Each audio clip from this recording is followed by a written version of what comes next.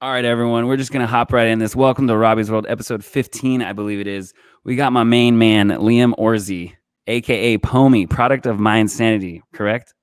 Yes, sir. That's me. It's really good to be on this. Pacifica's favorite emo white SoundCloud rapper. Did I get that right? Yes, sir. You don't got to throw the race in there, but we'll Oh, take well, it. We'll just in take case it. people are listening at home, they need to know. Oh yeah, no, that's an important part of it for sure, for But sure. your voice is so smooth, man. So I guess, yeah, it doesn't matter what color you are because I'm listening. Yeah, I'm like, what's that guy that plays Batman or that plays Batman's Ben like, Affleck? no, the black guy, the older black guy. Oh, that plays Batman? No, not Batman, but his tool guy, the guy that makes all the tools and stuff. Oh, Mr. Fox? Yeah, I'm Mr. Fox. I got that Mr. Fox voice. Wait, You isn't that feel Morgan me? Freeman? You're trying to be Yeah. Morgan Freeman? Like the Atras Mach of the Penguins. We have POMI here trying to accomplish what no man has done before. Anyway, dude, you got a lot to say, a lot to share, and of course, I want to get to like your music and all the other fun stuff you're up to. But let's just do a little intro for all the people who are over the age of 24 in Pacifica or who are listening to my podcast. Like, what do you have to bring to the table? What do you want people to know about? And then I got some questions for you, and then I know you got some questions for me. But yeah, what's going on in your life right now? What are you about? Well, okay, right now I do like a total of 3 things. Oh, There's that's only good. three, You come down. three Okay, cool. there's only three I'm things proud of that I you. do in my life. Cool. That's work. Wait, no, we've added a fourth one. We've Your added like a girlfriend. little fourth. It's like, yeah, the girlfriend. See, Yeah. I almost forgot. Me too. It's She always would. quality time with the girlfriend plus all these things. Go ahead. Yeah, well, it's easy to forget about the girlfriend, I know But because they're unforgettable, or that's the opposite. Anyway, go ahead. But I work at Blackbird Diner. I just started waiting tables. They hired me Nice. as a host, so I had to do some rock bottom Congrats, stingray way work up. for a little bit, and then I just started serving, and that's been really good. And then I'm a total gym rat. I'm just a junkie for the gym, and I love working out. And then you love your protein and your pre-workout. I see that on your TikTok and all. Oh, yeah. No, I'm definitely drinking egg whites. I'm definitely drinking I'm trying to get on your level, dude. Okay, cool. double the amount of caffeine you're supposed to take every day, but that's okay. It keeps me working hard. It keeps me working hard. But yeah, and then so music, the gym, work, and then my wonderful girlfriend, Nicole. Nice. So. And you kind of we skipped over the music thing, but like, yeah, really give me an idea. We can hang on this for a couple minutes. Like, what got you into music? What was like some significant things that may have happened to inspire your music now, and then where are we headed next, and then we'll kind of pause and we'll dip on a few of those things. Yeah, what got you into music? Yeah. So originally, when I was, let's see, like maybe around 10 or 11, my dad got me into playing drums. My dad bought me a drum set. He's like, you're gonna start learning how to play drums. I started taking lessons with Jay. But really? That's crazy. He was my daycare teacher when you were probably like -30. Wait, hold on. I messed this up. I started taking lessons with Jay when I was 6. Okay. When I was really, really little. Like, that's funny. It's crazy how small Same with Cody, because that's how I know you. It's through my brother Cody. So yeah. Okay. I started taking lessons when I was really young, but then around 12, here's where the monumental change happened. Give it to me. Like I went through puberty. I got real like depressed and sad. I got some Eminem in me, and I was like, you know what? I'm gonna start writing rap. I'm gonna write some rap. And I never really did anything with it, through like maybe like 16, 17, I never did anything with it. I would show a couple people here and there, but I was like super ashamed of it. I was like, oh, like I'm scared to show people. Yeah. And I played in a couple bands, like I played with Getty and we did the whole Jess Dogs thing. And that was like really, really fun. But then, so another part of my story that, I don't know if we want to go too deep into this. I would love to, man, because I think you're going to help a lot of people, before we're going to help people, but you're going to help a lot of people before you leave this earth. So yeah, whatever you feel comfortable with. Yeah. So around like 16 and 17, like those years, I dealt with like a really, really bad drug and alcohol problem. And by the grace of God, like and I like say this like extremely humbly, like I'll make jokes about how I'm the most humble later on, but like I can hang with you. It's okay. Go ahead. Like I'm really, really just one of the lucky ones. like there's plenty of people that go to rehabs. There's plenty of people that end up in 12-step programs that don't make it. And around 18, I finally got sober. And I'm just lucky enough that it's worked. It's stuck with me, and I've continued to stay sober. And one of the main things that's kept me sober is at 18, when I got sober, I knew Getty from playing with him in a band. And I was like, dude, listen to me. I was like, listen up. Getty's the savior. I have had, like, I've been completely lost for the last like 5 years, and I got some raps, bro. Like, we need to make some raps here. Yeah. And he was like, let's do it. He had never made beats. He had like recorded some stuff, but he was like, let's do it.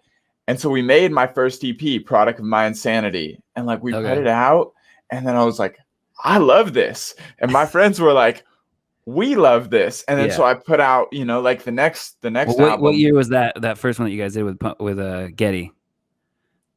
Because you're turning like 16, 17, but you just turned 21, so people don't know, like, this is all pretty current. So this is all super new. So it was, my first song came out November or December of 2017. Oh, that's crazy. I think. Yeah. 2017. And then 2018, that first album came out. Okay. And then or I think it was one more year ahead. Sorry, I'm like lost in the sauce here. But no, this is already like one of my favorite interviews. So just keep going. The 2018 December first song came out. 2019 first album, and then 2020 right before the Corona lockdown. I rented out and I had a lot of help from my friends, and like, bless everyone who worked that show for me and sold merch. And like, there was a bunch of pretty girls selling merch and snacks. One of them being my girlfriend. I love the hustle with the snacks. And I can't tell you enough. Like, it was so cool. At the end of the show, my friends at the door came up, like, handed me hundreds of dollars. Like, everyone who was like working. This was the community center show. I was at this one. This is where I met you. Yep, came over and handed me all the money from the merch, and we made back all the money that we spent on merch and renting the community center. And like, so that was right before the shutdown, huh? I think I was like, damn, should we still go? And then I was like, I gotta support Cody. I gotta see Getty. Like, and I was like, I gotta meet Liam. That's crazy. Nope. So this is all still kind of new for you. And then, he hit the pandemic, so you got paused just like the rest of us. Yeah, and I've like played with, like, I've put some stuff out during the pandemic, and like 2020 was like a super gnarly year for me, just besides the pandemic also. But I've put stuff out. I've done some Zoom shows. I've like really tried to monopolize everything I can online. And then it looks like we're stepping towards, shows now. And so then now, like, where I'm at with music is I've been putting out like singles here and there. And actually, me and Cody, 2 months ago, we had this conversation where like, look, like, we're standing in front of Safeway in Fairmont. And for all the towners out there, we're just hanging out the Fairmont Safeway. But that's like that's the last shopping center you want to hang out at. Well, it's kind of nicer now, but and we were like, you know what? Like, we're gonna kind of agree right now to stop putting out music without a full-blown release plan for it. Thank God. I've been trying to get Cody to do that for 20 years, so I appreciate it. He was telling me that. He's like, yeah, Robby would really like this conversation. But and so since then, I've had songs ready, but I've went and printed this new merch line. I've shot a music video, got a lyric video made, like, get that content ready, everything up. And so, that brings us to here. And now I'm like a month out, and I'm thinking the best thing is probably going to be like in the next couple weeks, I'm just going to bring it to the table, and then I'm going to introduce the merch. And then like, it's really roll it out, and you're going to have everything kind of prepared. So you're not thinking as you're trying to execute. Yeah, absolutely. And like, I'm starting to understand like that the more I do music, the less it becomes about the actual music, which is kind of upsetting, to be honest. What do you mean by that? Well, so much work goes into the song and making it and then making the music video. But that's only 25% of pursuing music. Yeah, it's like making the food at the restaurant. You gotta think about everything. Yeah. You need somebody pretty like me to come bring it out, and like sweet talk. That helps too. So. Sex does so. There's other good marketing ways, but you are pretty, so.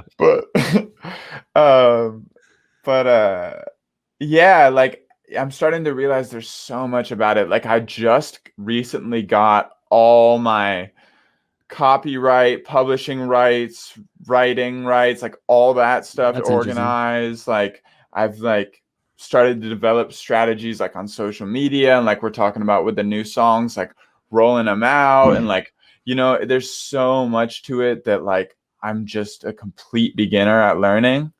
And so, right now I'm making songs. We're like making more songs right now, and we're brainstorming new videos and stuff like that. But I'm really trying to put the emphasis on the marketing strategy, and like, how am I getting it out there? And like, what can I do to be creative? Like get on podcasts. Like, I don't, totally. I'm always like, no, you're killing it. I like what I hear. I would just like reemphasize that like the thing I've learned over the years is like trying to be creative and then like trying to create the art and market the art at the same time, like it always creates like a conflict. So that's why like in my bands and my current band now, like we only focus on like recording the EP, and then it's like, so once the picture is painted, then we think about all the business stuff, because when you're trying to market something that's not done yet, and then you guys are in the different parts of the brain, it just creates unnecessary conflict. So it sounds like you're good. Like you have your product done. Now you got to think about how to push it, basically. Right. So that's awesome. Can we play your music video before we dive into a little more of like the marketing end of it? I think Jordan's bumping that in his house with his cat, and he's just going nuts. But yeah, feel free to tell us a little bit about the inspiration behind this video. So this video, actually, my girlfriend Nicole gave me the idea for it, and I went off and played with it. Nice. I'm moving and grooving, just trying to kick it. Never choosing to lose, and I'm always winning. You gotta be stupid just not to listen. If you never heard me spit, then you just don't know. Is that her filming it too, or did you have someone come in there? No, so a friend of mine that I met in Lake Tahoe, his name's Joseph. He shot this, and he is one of the most amazing cinematographers I've worked with. That's you getting your coffee? Oh no, tea. What's this song about? You want to tell us a little bit more? It was a lot about what was going on in my life at the time. This was a lot of the emotions I felt after my best friend, Allie Stevens, passed. Yeah. And so the majority of it was about that. But it was a hard time, with her passing, COVID. I was just like in such a rough place. And this is a perfect example of what we do as artists, like I went and created something, and instead of turned like, it into something I was proud of.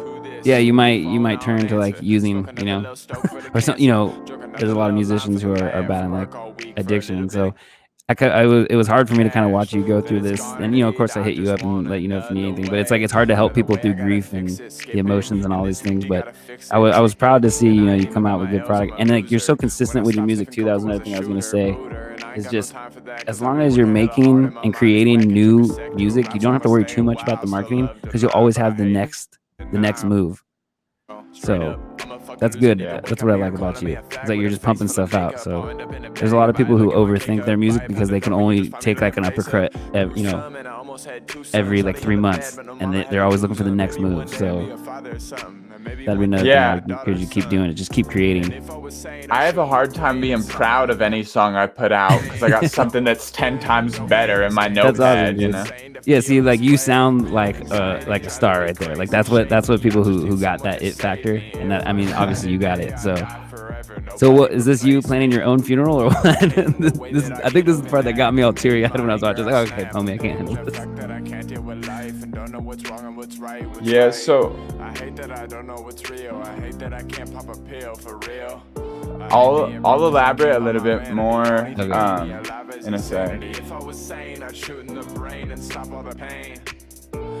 So the idea behind this, because the date on the In Loving Memory of, the death date is the day that Allie Stevens, my best friend, passed. Damn. And I've found with grief that, like, and this has caused like all types of challenges like in my life now, that like when Allie first passed and I saw pictures of myself before she had passed, I didn't feel like that person anymore. And to this day, even like, I don't, like, I see pictures and I'm like, I don't know how it feels to be that person. It's like another version of yourself that you can't really. Right. It's just completely different to me, in the same way that I look at the pictures of when I was using now and I'm like, God damn, like I could not, but that's how I have look now that I'm working out. I'm like, damn, I ate a lot of cheeseburgers. but yours is like times, 100, like going through addiction and loss, and, knock on wood, each of us don't have to experience more of that. But I feel like a lot of Cody's friends, a lot of your guys' friends, like I feel like every 3 months there's either like a death or an overdose or something like related to, some sort of mental health struggle. And like, we had that in our generation and it's coming out more now, but like, do you feel like there's more happening to your group of friends than generations before? Or do you feel like? So it is a generation thing. And this ties into all aspects. This ties into suicides. This ties into drug addictions. This ties into people my generation who go out and commit crazy violent acts. Mm-hmm. And so this is going to be like kind of a side note for a minute. But what I believe is that, so our parents' generation was very, very strict. Mm-hmm. Was very like, like, you're a man, don't show emotion, you do this. You're a woman, you do this. And so our rebuttal against that is now we're too far on the other side. Trying to make up for now we're like way too sensitive, way too, how do I say no? Way too over there. Mm-hmm. And so that's created like a lot of people who have this internal struggle, who like have trouble like expressing themselves or like all these things. And I think it's pushed people towards like violence or drugs or alcohol, because like we're so far the other way now, like, so it's kind of a swinging pendulum a little bit. It's really hard to communicate to the the older stereotypical generations. And I saw a thing, because it's Pride Month right now, and it's like there was like a quote, it's like, oh well, we didn't have like gay, or we didn't have to use pronouns back in our day. And it's like, oh no, like there just wasn't enough resources, and all your like gay friends had to like hide themselves or they'd be like murdered. So it's like, oh, that's a weird flex, but okay, so it's like it's good to see that. But I think that kind of taps into what you're saying. Definitely. And there's like a balance in between, and I think there's a lot of things that play into people moving towards like bad coping mechanisms. But I think it's just part of it. And something that I learned going through recovery is like, it's hard to help people. Like, you can't really, like, you love people, you show up for them, you tell them you care about them. But at the end of the day, like, if somebody wants a better life, if somebody wants to be free of addiction, if somebody wants to lose weight, if somebody, like, wants anything, they got to want it, Yeah. And would that be your best advice to someone trying to help people through addiction? Is just like, support them to the point, but realize they've got to want it. They've got to want to get better. Like, yeah, don't get stepped on. I manipulated a lot of people, like because it's I know, easy. Man, you got on my podcast. Yeah, you cut a couple people in line. No, I'm just kidding. No, like I did though, like just by lying and doing that. And it's like, you got to understand that suffering people need to hit that bottom and figure it out on their own. Yeah, and that's it's the hardest so part, hard. Though, man. It's so hard because we want to love. Yeah. So go ahead. Let's put your website up again, because I want people to love and support you, and then check it out before he releases his new music. You have something coming out July 1st, correct? Yeah. So July 1st, there's going to be a double single coming out. Nice. You know what? You had some. What was your question? You want to play it or something? Or is that what you're looking for? No. I was gonna share. I was gonna give a little sneak preview over here. No. So check it out. This is because Robby got me all excited. So you got my tie-dye shirt yet, or what? The double single coming out on July 1st it's called The Sushi Pack. And it has 2 songs on it. They're called California Roll and Wasabi. Oh my God. And this is the merch dropping. That's sick. More music, more sushi. Yeah, I'm gonna need that, dude. I like how you always stick with like a little bit of pink. It'll match the beanie you gave me. Yeah, no, so I'm super excited. That's July 1st. I got like a really cool music video coming too that Joseph did again. Yeah, what can I do? Like, what's like your main question? Or if we can just jam for 5 minutes and I can just bring you as much value as possible, what did you want to? What did you want from me? Or like, I've been in this game for like 20 years, man. I'm old enough to be your freaking dad, I think, at this point. So, wait, how old are you? Dad, 35. So what? You're 21. I had you when I was 14. It's possible. Knock on wood there too. So yeah, what? Use my brain, man.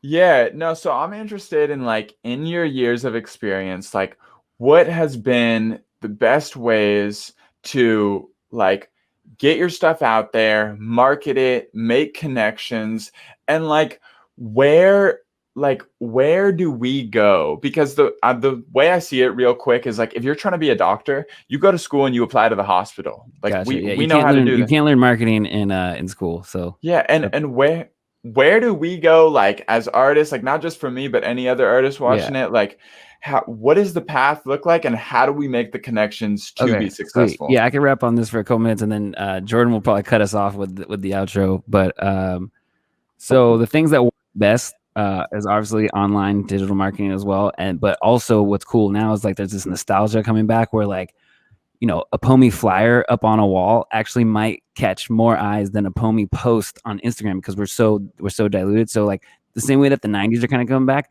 think about how people marketed their stuff in the 90s. So like, you know, passing out flyers, getting like a little thing like, do you love sushi or do you want more sushi? And then like they take the clip and maybe that's a download code or like something like that. And then you can film yourself putting those up all around San Francisco, all around town and stuff like that. And people are like, oh my God, I can't believe he did that. But it's such an old school tried and true thing that is coming back. So passing out flyers is great. Going to other shows, having stickers are amazing. Just little knickknacks that you can throw like a couple bucks in. But you know, a 50-cent sticker on my water bottle will actually get you more, you know, engagement than anything could have, you know, just walking the streets were. So think about little things like that is huge. You already got the merch, you already got the content down. Consistent with your content. Look at like the top 3 people who you want to be and who are kind of doing your stuff now and kind of take their ideas, but then put your flip on it. Don't make copies of copies, you know. So if like you love Mac Miller, go look and see what he did, what his rollout is. And what's great about that is you can see now because everything's logged in on social media. So you can see people's rollouts. You can see when they drop, how long they drop for, how much time they do, but just as much creative and different types of content as possible. But don't forget to do stuff on the streets, going to shows, shaking hands, passing stuff out. And you're like such a social butterfly, man. It's just like, hey, what's up? Like I'm POMI. Like we used to go to Warped Tour and we wouldn't even go inside. We would just stay at the line. You know what I mean? And it's because this is your whole demographic, just boom, boom, boom. So go where the highest concentration of like your potential fans are. So do you know your demographics is like 14 to 25-year-old females? I'm imagining. So like, yeah, where do they hang out? Like, do you need to go do like a guerrilla show, like just a pop up in front of a Forever 21? But it doesn't matter if anyone shows up because people are like, I can't believe he did that. You know, it's like stuff like that. So just like weird little things like that. I think you doing guerrilla like pop up shows, like having like a little amp or something and just showing up at, you know, somewhere with a lot of people, like even in malls, you would kill it in malls. Just stupid stuff like that. Like think about like what boy bands would do, or like, you know, they got like Brockhampton now. I would look into kind of some of their marketing because you remind me a lot of that kind of like edgier, like you got like a Billy Idol thing, but then you also have like, you know, the emo white rapper kind of thing going. So, but yeah, just you have the natural charisma, so just find ways to get that out more. One thing I'd also recommend is a media list. So again, your favorite 3 and go tier, like someone who's super famous, not as famous, and then someone who's just about as famous as you or as known as you, and put in their name inside of Google and then put review afterwards. And then write down all the URLs of every media company or website that covered them, and then put them into a spreadsheet and go back and then get all their contact information and then just start cold emailing everyone. Hey, I'm POMI. This is what I'm up to. Da, da, da, da. Like just start conversations with folks. And you'll be surprised about like 50% of them will write back.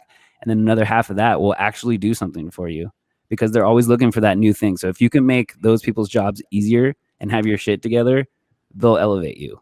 Don't make the media and the people, the PR companies are work harder. Like they just want to discover someone, put their stamp on it, and then show it to the world and say, look who we found. So you know, the more you're prepared and the more you have, the better for that. But that's helped Obsolete Man out a lot. We have a media list. Every time I see a post about some local band that's getting like a little bit of love, or they're on a podcast, or they got a write up, I wipe the website, I get the contact information, and I put it in a spreadsheet. And we don't do anything until we're about to have the release. So that's why I say like 3 months before a release is good, because you want to have those back and forth, try to get a premiere or like a review or something like that, and then that will just slowly elevate you, and then it just snowballs up from there.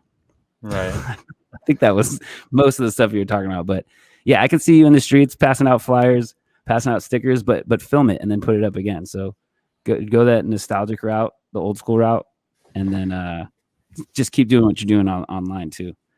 And yeah, TikTok 100% for you as well. How's TikTok working out for you right now?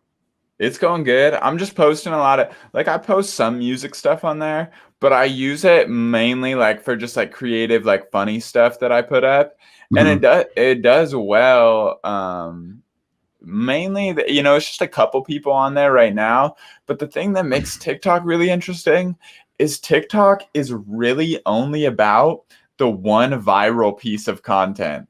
So you just kind of keep like, yeah, and you like can't, don't try to go viral. Just keep doing your thing. Yeah. Yeah. It's all about content, man. But I think for you, I would focus on Instagram and TikTok.